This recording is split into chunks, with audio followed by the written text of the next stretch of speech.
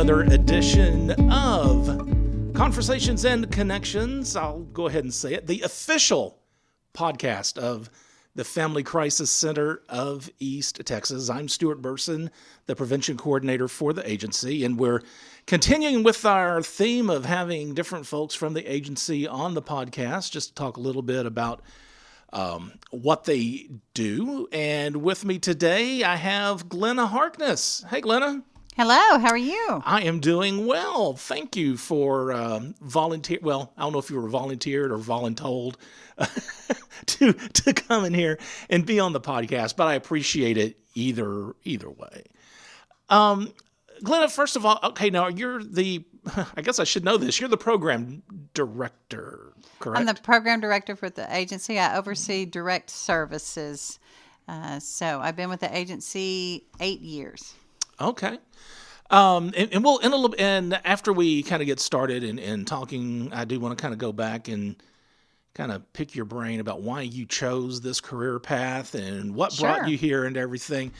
But okay, so program director, let's just talk a little bit about, we've been talking about the different services the agency provides, and I think, and I may be wrong, but I kind of think when people think about the Family Crisis Center, they think of one of two things. I think they either think about the shelter or they think about the thrift store. And what I really want to talk about today is the shelter. Just tell us about the shelter. What's it like back there? The shelter is where we house residential clients. So the majority of our clients, we serve victims of domestic violence and sexual assault. And so most of our clients are outreach clients. They still live in their own homes, and they come to us for different services throughout our 9 counties. The shelter, however, is where those that need to flee their home, they need to get out in an emergency. And so we want to have our shelters open 24/7, 7 days a week. It's always open. And so we are always there to meet the client's needs. So what's the setup like back there? How's it organized? How many beds do we have? We're a 39-bed facility. We are set up to meet an individual's every need. And so we do serve all. So we have women and children and men. Anyone can come into the shelter.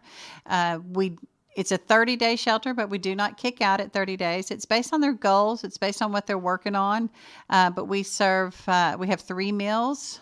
We have a nurse to provide for their needs, a child advocate, residential advocate, crisis workers. So we want to, most importantly, I guess, is that it's our hotline.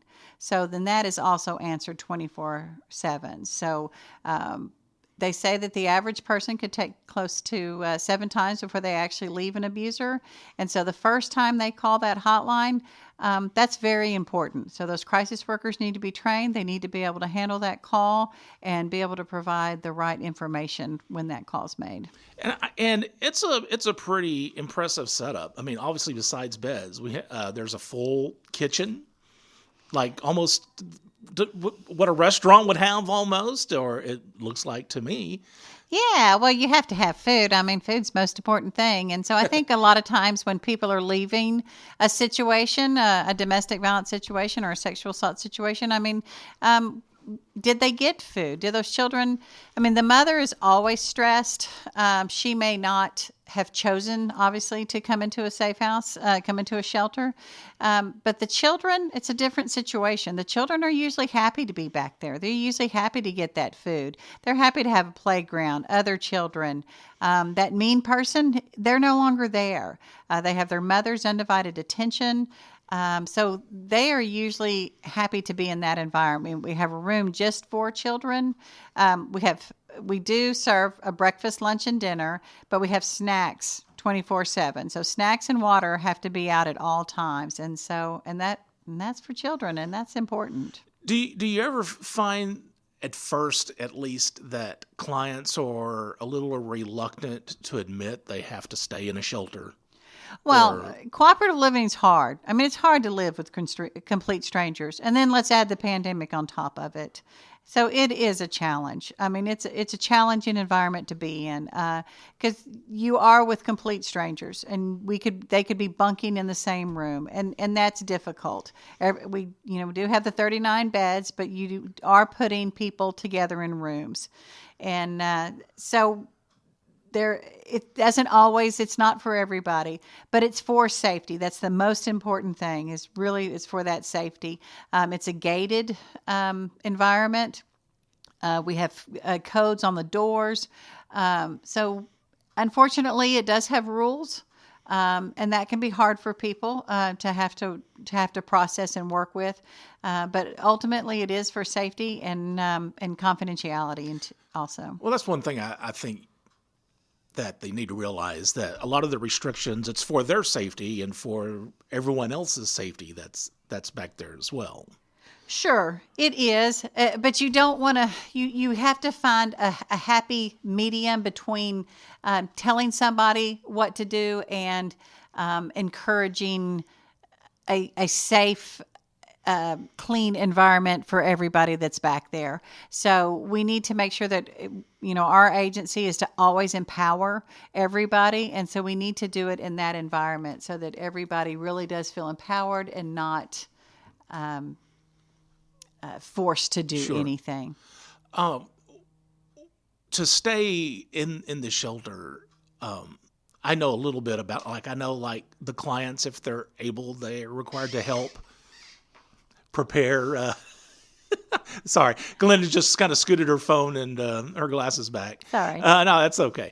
The clients, they have to maybe help prepare dinner, right? If they're able. If they're interested. I mean, usually clients are looking for something to do. So they're looking to participate and help with dinner and help with putting up the groceries. So they're really looking for some other options. They do have a chore list. You do have to put your name on the laundry list. I mean, because everybody just can't do it all at the same time. So you do have to kind of control how things happen. And so, and that can be challenging for some people too, that are used to having, their own washer and dryer, and they can do it whenever they want to. So we just do it to keep the peace, really, for another term. But, we were just really trying to make sure that, that safety is met and they can have activities. We have the child advocate back there. She's coordinating children going to school. So we work really closely with Lufkin ISD. So the buses actually come here to pick them up. She's making sure that they're enrolled in school. Any of their children's needs. If a child has a birthday, we want to make sure we acknowledge that birthday and get those gifts for them. We want it to be their home while they're here. We really encourage clients to not spend their money. I mean, if it is an essential need for them, if it is something they need, then the agency needs to look at that. They are homeless while they're here, and we want to get them to move forward. So what is that going to take? So what are their goals? I mean, is their goals to get into our transitional housing that we offer, or is it to get into their own place? What is it that we want to do? So we want them to save their money up, to work on their goals. And, that may start with, first they have to get daycare. Then they need to get a job. Or maybe they're trying to get their GED. Maybe they can't get a job until they get a food handler's class or whatever it takes. So, or an ID, because we do replace a lot of IDs. So the agency is here to meet all those needs, whatever it's going to take. That's what we want to do here. Sure. And I think a lot of people may not realize that we will help them. Like if they have a job, I guess if we need to, we'll supply them transportation to work. We have transportation 7 days a week. Yeah. So that's... and that's from 8 a.m. to 6 p.m. So we know we can't cover all shifts, night shift and things like that. But yes, we are very fortunate to have that transportation. Well, I know our executive director, Heather Carty, and I talked a little bit about other services we provide. But while a person is here as a resident in the safe house, what services do they normally receive? It's just besides shelter. counseling, I guess. Yes. So when someone comes in, the residential advocate will meet with them and then kind of determine what they need. So if safety is their main issue, then maybe we need to look at a protective order. Maybe they need something in the legal world, so they need to meet with the legal advocate. Counseling is very important. So we encourage everyone to go to counseling, to meet with a counselor. The counselor also in the Safe House provides support groups for children, so that they can be in that happy place. Maybe it is housing, and so we want them to meet with the self-sufficiency advocate. If they need clothing to go on an interview, what is it going to take to get them there? And so just trying to be able to handle all those things. Sure. Sometimes it's just cigarettes. I mean, may not be able to help with that, but we're going to try to find a way. So, and I think you probably touched a little bit on this, but again, going over like the requirements to stay here. They can't come and go, I guess, at Well, and the requirements are that they're a victim of domestic violence and sexual assault. Doesn't matter when it occurred. Doesn't matter where they're from.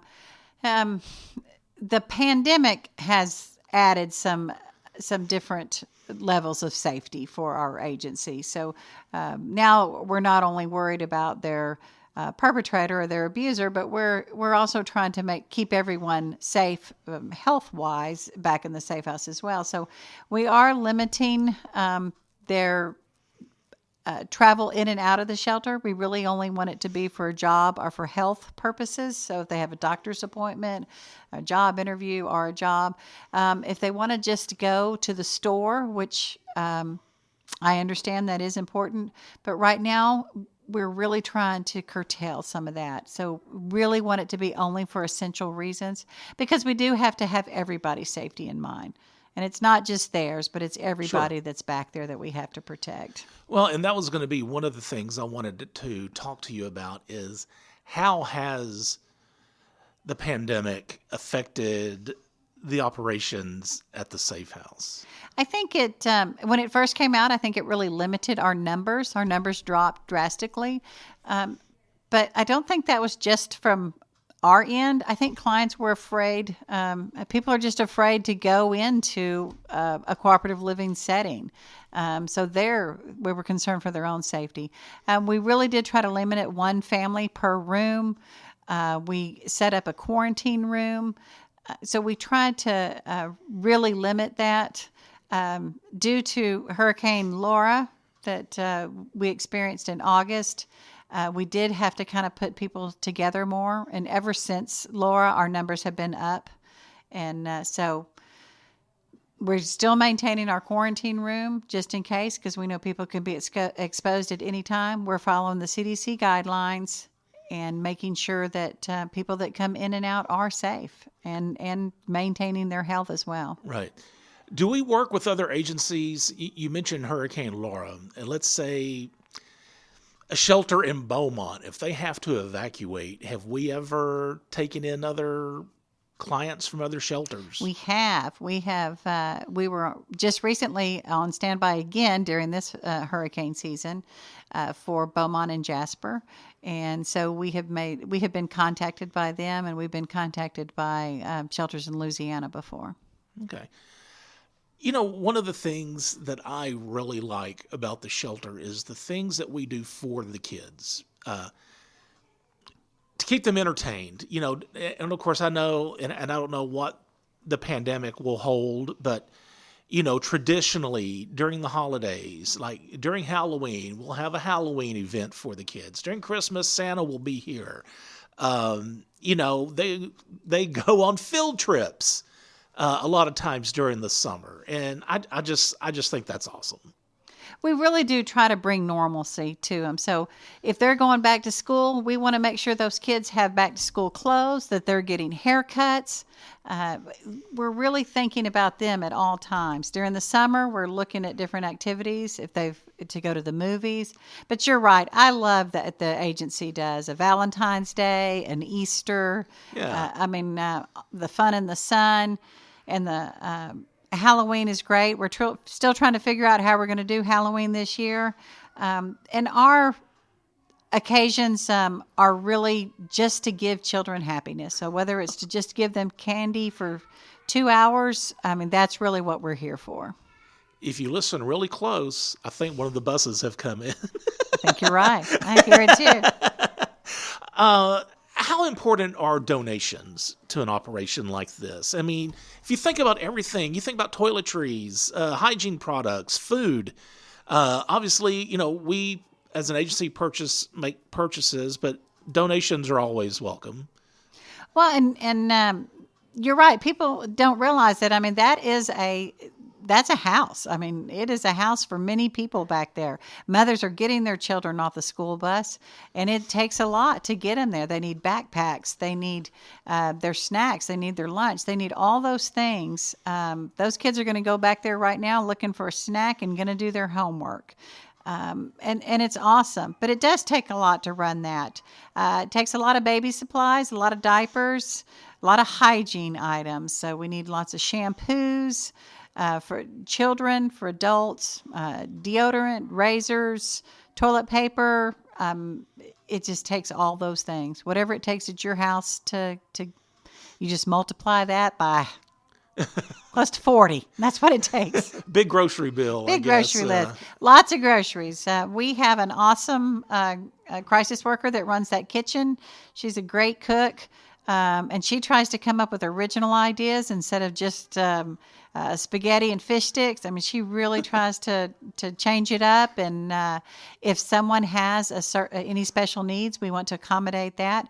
If we have someone from a different culture and they want to cook and provide that, then we're going to add that to the menu.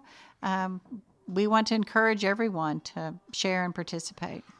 What about volunteers? Do we have volunteers that are able to work in the safe house part of the agency? We do, and we're very fortunate to have interns too from SFA, and so that's a big plus for the agency. But it does take a lot, and we right now we're unable to provide support groups, but we're hoping that will start back up again. We can get our support groups going again, and that's where you need a lot of volunteers to just corral the masses and keep fresh ideas. You don't want to go over the rules every cooperative living meeting. You want to provide new and exciting ways. We have advocates that go back and teach money management. What is interest? What is an interest rate and how does it affect a loan? Things like that. If they go and buy that car and it's an interest rate of 22, that may not be a good decision. And why is that? So, and that's a lot of things that I think we all need help with. Sure. I want to go back to one thing that you said at the beginning of our conversation, and I always mention this, I think, in every episode of the podcast that we've recorded so far. And I want people to know that we can and do serve men. And I guess what I'm wondering is, if a man needs shelter, what adjustments need to be made back there? How is a man accommodated where he's more than likely probably the only male in a house full of women? Well, we do serve males. They would be put in a room by themselves, but we don't encourage any relationships in the safe house. So regardless of the type of relationship, we don't want any relationship. So we're really asking that individuals focus on themselves while they're in the shelter. Focus on yourself, focus on your children. Everybody has experienced a situation, and that's why they're here. And so what is it going to take to move you forward? And we really need them to, like I said, focus on themselves and their children so that they can make the steps to move forward. So we're just really encouraging everyone to do that while they're in the safe house. Yeah. And I think that keeps everybody mindful and moving forward. And I guess one of the things I think about is, if you take a woman who's been in an abusive relationship and you introduce a man in the safe house, if that, I don't know if I want to say poses problems, but objections maybe that there's a man here. But I think it's also important to know that we have a man who runs the safe house also. Sure. And it takes everybody. It takes everybody to it takes a village, so to speak. And so I think that when it comes to, I guess the mindset of the Safe House is just women. And that's why, we used to be the women's shelter. Now we're the Family Crisis Center because we do serve all. Sure. And so whether they're part of the LGBTQ, whether they're self-identifying, we're going to serve all race, color, gender. And so I think when we really work hard for staff not to have any biases. And so when you bring that healthy environment into it, I think everybody kind of follows suit. And so we really just encourage that. Sure. Okay. Now, what I want to know is what brought you here? What is your, I guess, what's your background? What made you decide to have a career, a service career like this? Well, I graduated from Stephen F. Austin State University, go Jacks. But I have been in the nonprofit world really my entire adult life. I worked with the American Red Cross for 12 years. And then, like I said, I've been here 8 years now. And so I really do enjoy the nonprofit world. I enjoy being able to assist and help others. I really do like that. I think it's incredibly rewarding. And the Family Crisis Center just has a great environment. We are a family here. And so I think it's important that we empower our clients. But more importantly, I think as staff, we empower each other. And it makes for a rewarding career. Do you remember years ago when our paths crossed? Years ago. I know you came here and gave a presentation for the Burke Center. But before that, when you were at the Red Cross, I was working at KTRE TV as a reporter, and I interviewed you during Hurricane Ike, I think. In 2008? Ike was in 2008. Rita was in 2005. It was one of those. I honestly can't remember, but I remember, Stuart, go interview someone from the Red Cross. Okay. And it was Glenna Harkness. Really? I went at the where Cafe Del Rio is now. Mm-hmm. It was like that a little house there where the Red Cross was. I came in and I talked to you about, because Lufkin was getting all these people that were coming up from New Orleans and Louisiana and the Texas Gulf Coast. And I remember I interviewed you about how the Red Cross was handling that situation. Wow. Yeah, I can usually remember things from disaster dates, but I'm sure it was 90-0. If it was Rita and it was in the middle of a hurricane, it was 90-0. Yeah, it may have been Rita. It was Rita or Ike. It may have been Rita since you said that. But anyway, I didn't know if you remembered that. Is there anything else you want to make sure people know about before we wrap things up? Have we covered everything, do you think?